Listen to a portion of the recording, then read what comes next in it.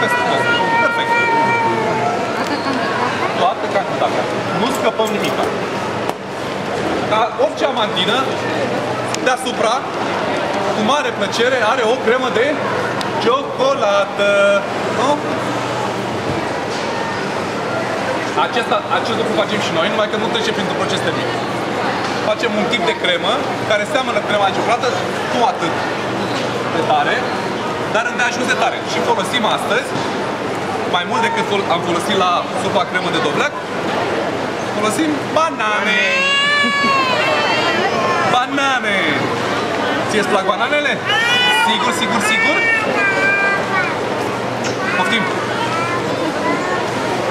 Cu plăcere!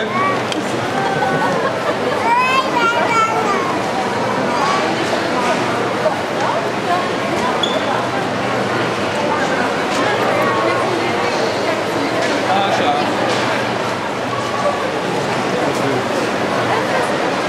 Este una dintre cremele simple, în care folosiți banană și cacao și atâta. De ce?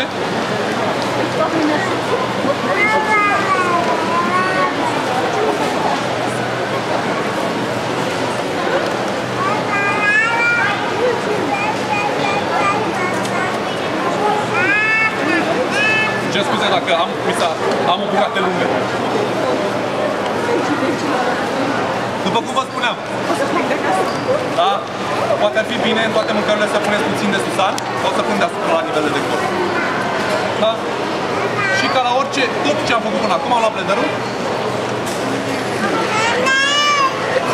Mai luat din ăștia spre mașină. Așa.